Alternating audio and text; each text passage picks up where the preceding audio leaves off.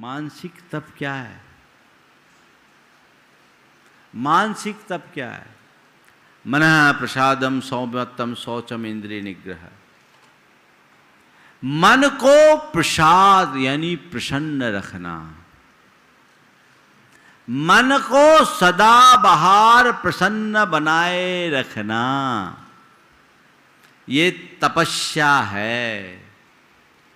तुम्हारे जीवन में कोई भी समस्या है उसे स्वीकार लो, सहज बने रहो, सौम्य भाव रखो, मन में पवित्रता रखो, इंद्रियों में निग्रह रखो। सबसे पहली बात, मन को आकुल व्याकुल होने से बचाओ, असहजता से अपने आप को बचाओ।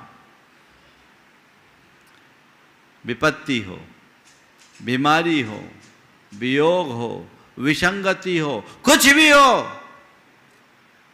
मन को स्थिर रखना। कैसे स्थिर रखेंगे?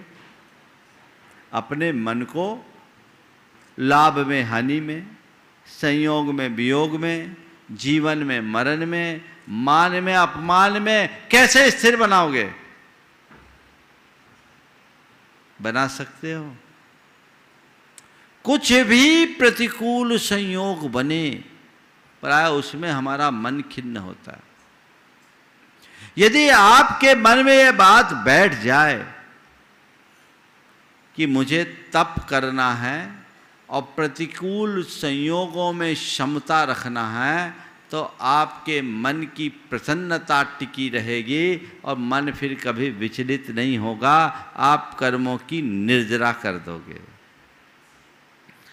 पहले बात ये बताओ, जीवन में जो कुछ भी दुख आता है वो क्यों आता है? बोलिए, जीवन में दुख क्यों आता है? हाँ, अपने आप आता है कि कोई कारण होता है? हाँ, कर्मों के वजह से आता है। ठीक है। और तपस्या का फल क्या है? कर्मों को झड़ाना, कर्मों की निर्जरा करना। तो जो कर्म दुख लाता है उसी कर्म को धो देना, इसी का नाम तो तपस्या है। उस कर्म की जड़ उखाड़ देना, यही तो तपस्या है। वो जड़ कैसे उखड़ेगी?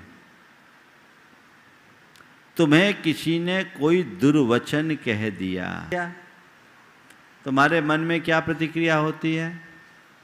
बोलो, एक अपशब्द, एक गाली किसी ने दी, तुम्हारे मन में क्या प्रतिक्रिया होती है?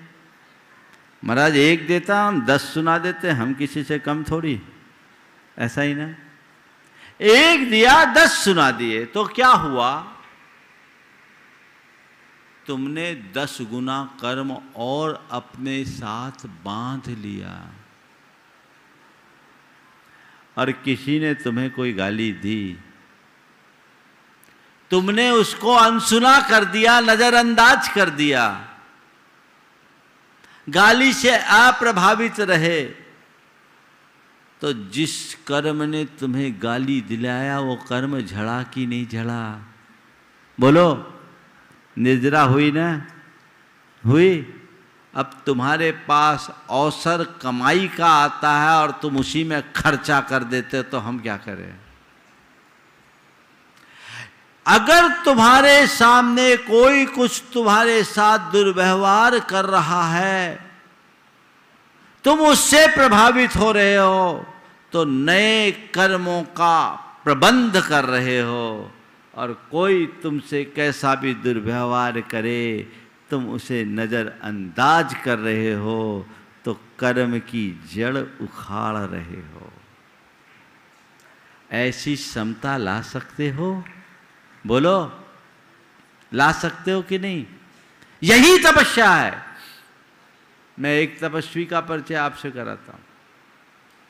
साहू अशोक कुमार जी का नाम आपने सुना? सुना ना? हमारे समाज के कर्णधार रहे, समाज को बहुत बड़ा योगदान रहा उनका, उनके पिताजी शांति प्रसाद जी का भी। कहते हैं कि एक बार कोलकाता में उनके विरुद्ध एक बैठक हुई जिसमें वो भी थे। और कुछ लोगों ने उन्हें चूड़ियां पहनाने की कोशिश की। महावीर जी सामने साक्षी थे आप उस घटना, आपके सामने की घटना। चूड़ियां पहनाने की कोशिश की, साहू जी ने कोई प्रतिक्रिया नहीं की। मैं तुम्हारे बीच के आदमी की बात कर रहा हूं। साहू जी ने कोई प्रतिक्रिया नहीं की। मीटिंग खत्म हुई, चुपचाप उठे, अपनी गाड़ी में बैठे। मुझे ये घटना भागचंद जी ने सुनाया था, भागचंद जी पहाड़िया ने, वो उनके साथ थे, जुड़े हुए थे। रास्ते में भी उनने कोई बात अपनी तरफ से नहीं छेड़ी, जैसे कुछ हुआ ही नहीं। भागचंद जी ने उनसे कहा, हमें बहुत दुख है कि आज आपके साथ लोगों ने अच्छा व्यवहार नहीं किया। कतिपय लोग थे, बाकी लोग तो सब थे, सब तरह के लोगों तो समाज है। साहू जी ने जो बात कही वह उनके भीतर बैठे किसी मनस्वी को प्रकट करता है, तपस्वी को प्रकट करता है। उनने कहा, मैं क्यों सोचूं, मैंने तो एक ही बात सोची, उनके आश्रय हो रहा है, मेरी निर्जरा हो रही है। आप ऐसा कर सकते हैं? बोलो, ये तपस्या कर सकते हो कि नहीं? बोलो। बोले महाराज आप 2-4 उपवास दे दो, पर किसी की 2-4 बातें सहने की ताकत अपने पास नहीं है। यही कमजोरी है। मनुष्य भूखे रहने के लिए तैयार है, लेकिन मन को स्थिर करने के लिए तैयार नहीं। आप लोग कहते हैं लोग गुस्से में भोजन का त्याग कर देते हैं, पर गुस्से का त्याग नहीं कर पाते। यही कमजोरी है, और इस कमजोरी को केवल वही मिटा सकता है जिसकी चेतना जागी हुई है, जो अपने आत्मा के कल्याण के लिए उद्यत रहता है। अपना भला चाहते हो, अपने आप को सदा बहार प्रसन्न बनाए रखना चाहते हो कि नहीं? बोलो। अगर अपने आप को सदा बहार प्रसन्न रखना चाहते हो तो आज एक बात सुनिश्चित कर लो कि मैं छोटी छोटी बातों से प्रभावित होने की आदत बंद करूंगा।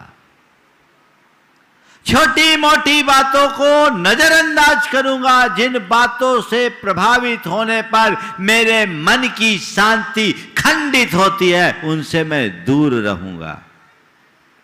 हो गई तपस्या? ऐसी तपस्या कर सकते हो कि नहीं?